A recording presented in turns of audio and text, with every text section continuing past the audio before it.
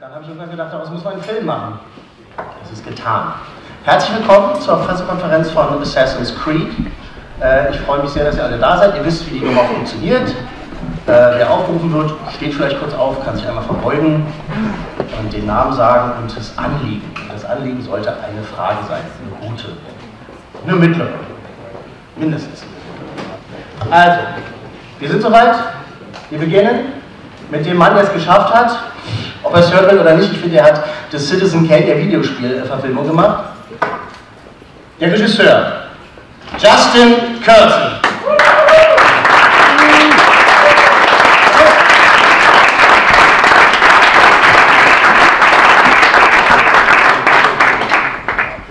Und die beiden Hauptdarsteller.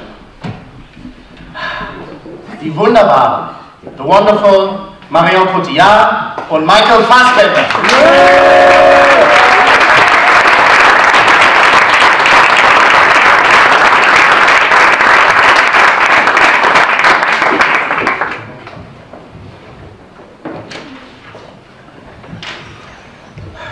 So good morning and welcome, and I'll take this opportunity to say it again, Justin, and tell you right now that you've made the Citizen Kane of video game adaptations.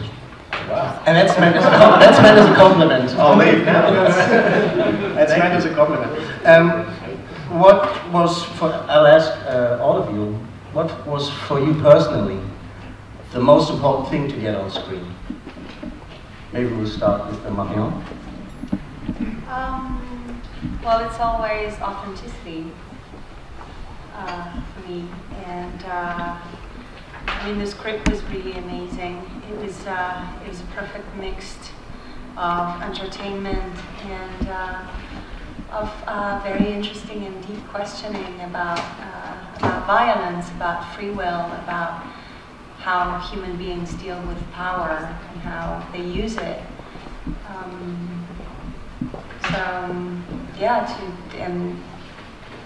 But I would say authenticity for every project. It's the goal to reach, I think. I think, first of all, I wanted something entertaining. It was, it's obviously of a sort of genre film that, there's an entertainment factor there. And on top of that, I wanted something that had something extra than perhaps a lot of these sort of films in this genre don't represent, a bit of depth to them, something that really echoed, in some respect, the world that we live in, but also this concept of DNA memory or genetic memory. I thought that at the core of it, when I met the guys from Ubisoft, because I didn't really know anything about Assassin's Creed, I met the guys at Ubisoft and they said they wanted to make a film of it.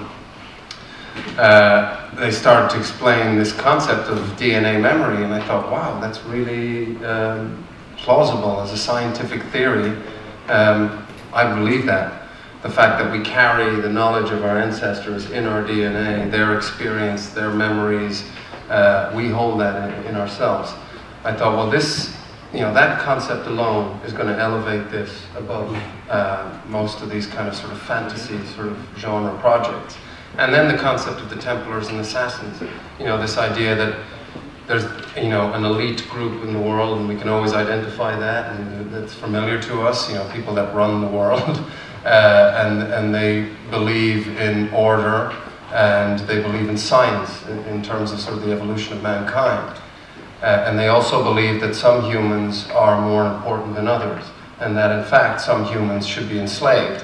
And then you have this group of people called the Assassins, this brotherhood, this creed, and they believe that at all costs free will should be protected and maintained. I thought that all of those concepts for me, I thought would make for a really good cinema. Well, I think when Michael first talked to me about the project and really the whole conversation was about genetic memory and about the notion of your blood never dying. I found that quite a moving concept, and I guess I'd gone through the death of my father recently and also the birth of my children, and the notion and idea that you were responsible in some way to passing over your experiences in your blood. I thought that was a very powerful and human idea. I was really surprised it was part of a video game, and then I thought it was really cinematic. So it was there in the script and the story when we started working on it, and it just had an emotional punch that I thought was very unique. And then it was really kind of how do you bring this the concept of the video game and the look and feel of it to life as a piece of cinema, and how do you sort of create a world where you could possibly feel that assassins existed and can do these extraordinary skills. So that then became a very exciting, ambitious approach in regards to seeing whether we could pull off this extraordinary game as something that was living and breathing. Okay, so we'll take questions from the floor. White shirt, second row. There'll be a microphone coming. My name is Mark Karapetian, editor of the film magazine Spirit, A Smile in a Storm. A question to Mr. Fassbender. Thank you for the movie. It was entertaining and had also historical background. Assassin's Creed is a game, and are you a gamer, and did you prepare to play it for doing the movie when you played the game? I am not a gamer, but I did play it once I'd come on board to sort of get an idea of the world, see, obviously what the guys at Ubisoft had created, and also to get an idea of, some of the shapes for the characters and the regressions, this sort of assassin sort of kill sort of shapes, if you will, and how they move and the parkour elements of it. So yes, but no.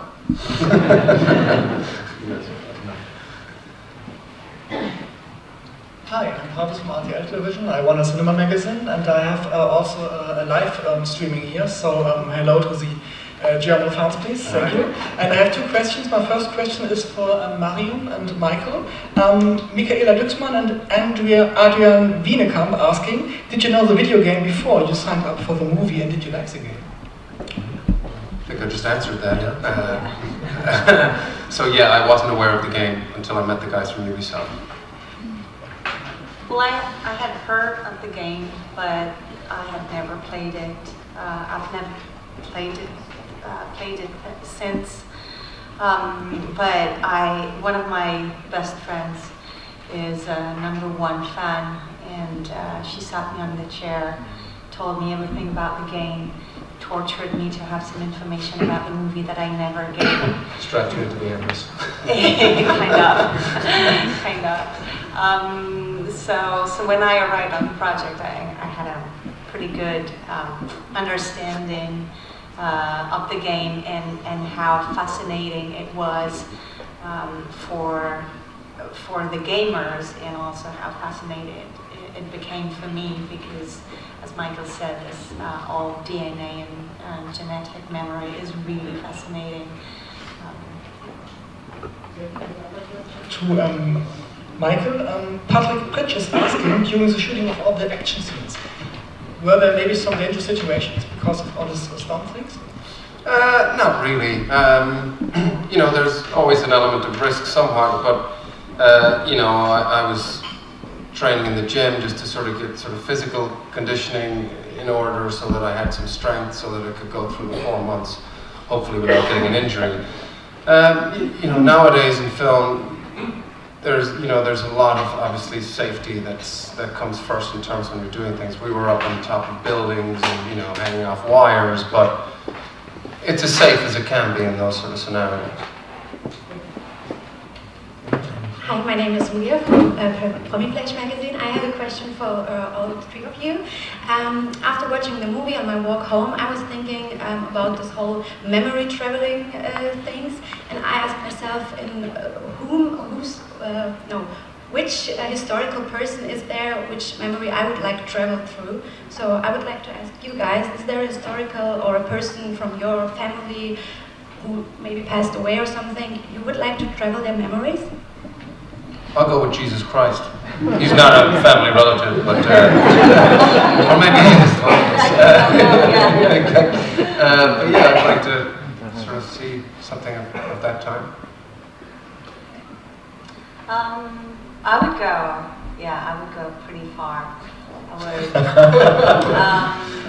No, I think I would go to. I mean, as far as I could in my lineage, and so my first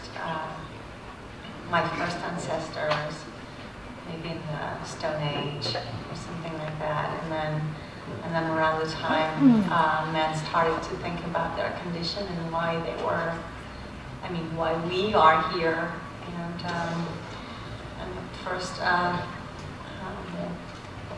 philosophical question.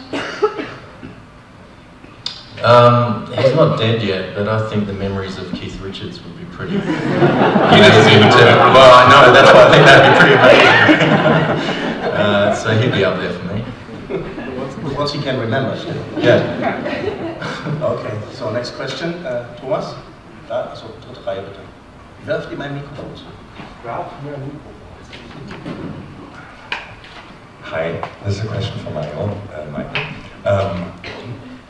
Getting away from the film for a bit, with the US, yes, this is going to be political for a bit, with US poised to turn more isolationist and maybe like a tad bit, or more than just a tad bit more xenophobic in the foreseeable future. And you working in Hollywood a lot, and quite successfully too. Do you feel that working there, working in Hollywood as foreigners is going to be more complicated for you, or is it just at your level of, say, stardom? It's not really important how politics change there, because basically you're in demand and you're good at what you do, and so how do you feel about what working there would be like in the foreseeable future? I have no idea. I think we're all, connected to politics and responsible for what's going on in the world, for sure. I'm not happy with the sort of idea of sort of this xenophobic sort of rise, not just in the US, I think it's happening here as well. It's just a little bit sad, really, that these sort of old ways of segregating people and sort of, using fear and hate as a way to sort of rally up certain people. I guess we're talking about the election in terms of sort of getting elected. And that's, something that's sort of tried and tested over and over in the generations. And I think the problem is we get kind of arrogant. We think that we've evolved from what happened, let's say, 60 years ago, over 60 years ago. And I don't think we have, really, that these sort of things show up all the time. The idea that, humans tend to be, we are just very tribal, and it's worrying, for sure. It's a worrying time.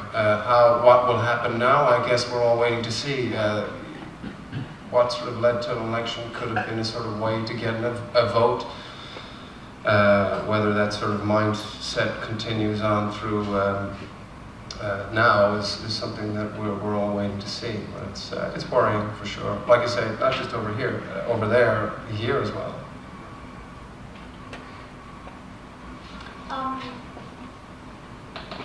I think in time of darkness, artists have a tendency to unite stronger, which I think is a good thing, and also creativity out of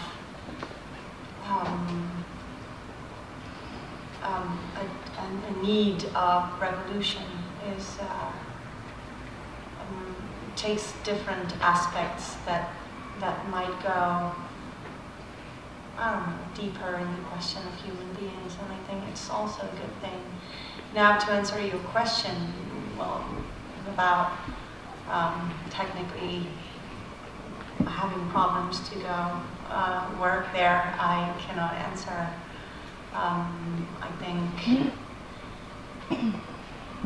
I think this is the artistic world needs to understand what happened when a lot of artists gathered around maybe more open project, and it didn't work. They were driven by dreams that didn't spread on the American society, and it's a question that we need to face today. But I think, we always have to see what positivity we can take out of darkness, and let's spread creativity more than words. And I think that through creativity we can find a way to reunite a very divided world. And I think that's, as an artist, that's all I can do, and all that I can think of is going deeper into my creativity to get closer and to have a better understanding of what's happening in this world. Yes? Hello, Marion from German Public Radio. Question to Justin. I was very amazed from the look, especially from the sets. Where did you shoot all these scenes, especially inside the facility, and how did you find them? We shot in Valletta in Malta, and we mainly shot there because right from the beginning the discussions that we all had was to not do this on a parking lot in front of a green screen, to really feel as though the action sequences and the physical expression of these assassins were authentic and were real and had effort in them. So, we got this wonderful opportunity, and the studio backed it to do a lot of that stuff for real, and actually put Michael and Ariane and the stunt guys up on top of these roofs to see whether you could actually physically jump some of these these stunts that you get to do in the game.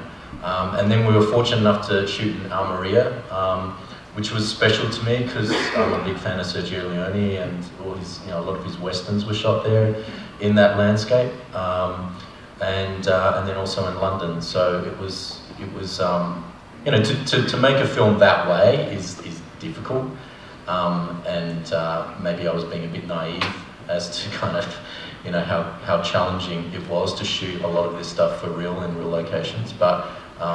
I think ultimately, in the end, it kind of created a very particular kind of look and feel for the film. We have more questions from this side. Johannes and then Manuel. Okay. Johannes from Inda. I have a question to both actors. Playing along with visual effects is changing, I think, acting in a strong way nowadays. You play in both fields, not visual effects and visual effects. How do you feel acting with visual effects, and how will that develop into the future? I think what makes it easier when you deal with special effect is to have a very good director, and that will create this atmosphere and this environment of authenticity in a way, and he will actually make you believe that you are seeing something that you're not seeing, but you believe that you're seeing. And well, for me it was the Animus. I was being in the space most of the time. Yeah. Yeah, but Marion was like, what am I looking at and what's going on here? And we hadn't invented it as well. But the thing, they had shot Malta and all the Inquisition before I got on board. Before I started shooting. So Justin showed me the images, and that was really spectacular. And also the whole team. They were very active with sticks and tennis balls,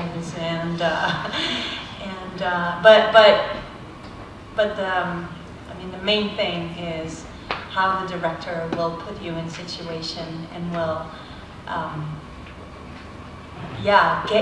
get your brain where the reality is, even if around you there's not much?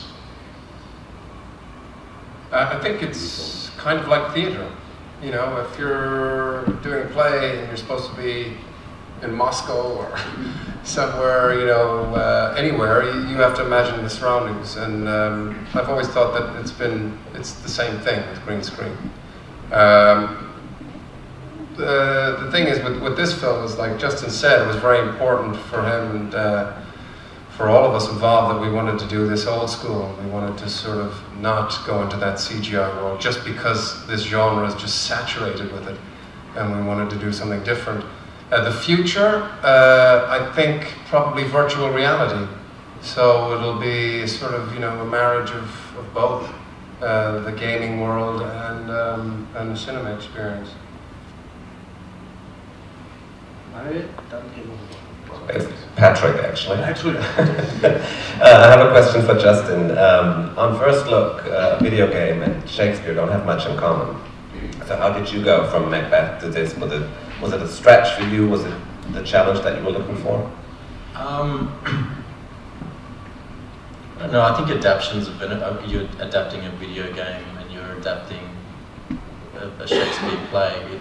You're kind of using the same muscles, you know, in terms of storytelling and how you sort of translate it into cinema. So I actually found that quite similar, but the enormity of making a film this large, it is like a big tanker. You just can't. With Macbeth, it was like this little catamaran that you could keep on tacking and change and shift, and the three of us were kind of the sailors on it, and it was really lovely and intimate. This was just one big chunk of metal heading towards its destination that you could sort of sway left or right a little bit, and I found that really challenging. You know, how you keep the spontaneity of performance and finding even moments in the action really fresh. But it's just the scale. It's just the and 90. You know, we shot for 92, 93 days. Macbeth was 32. The first film I did was like 25, and it gets to like the 60th day, and you just don't know who you are anymore. It's quite amazing. You know, it's an absolute kind of marathon. But no, I mean, you know, I was really fortunate. It was one of the big reasons to do this was, you know, can you kind of survive a film like this and make something of this scale, but also try to bring a kind of humanity into it that sort of lands and grounds it. I'd like to know. Oh no, I'm on. Thank you. I in general just would like to know, like, what's the main difference between the narratives of a classical movie and like a video game, as like the techniques have been developed so much like in the last few years. So, where's the main difference? So between what? Like the narratives, like the way that you like present a movie and the way that you present like a game. I understand, like, in order just to prepare to this movie, because this pays tribute to the game. As a gamer who used to play that game, I totally felt like I'm into it. But I understand that some people who are not so used to video games might be a bit disoriented and being like, oh, I don't really get it. So you must have seen like a similarity or even like a difference. And that's why I'm asking you where you see the difference between the narratives. We were really fortunate in that Ubisoft gave us an incredible amount of freedom.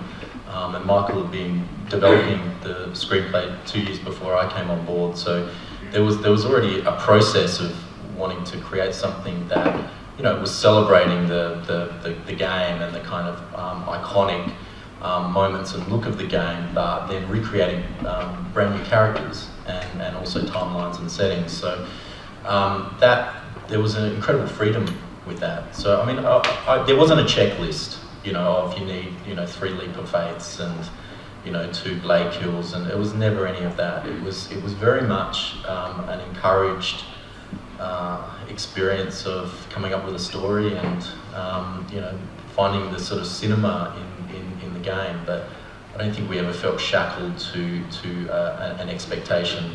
Having said that, though, there's so many great things in this game that are so, you know, wonderfully loved by those that play it, that it was pretty hard not to want to embrace them and kind of celebrate them in the film.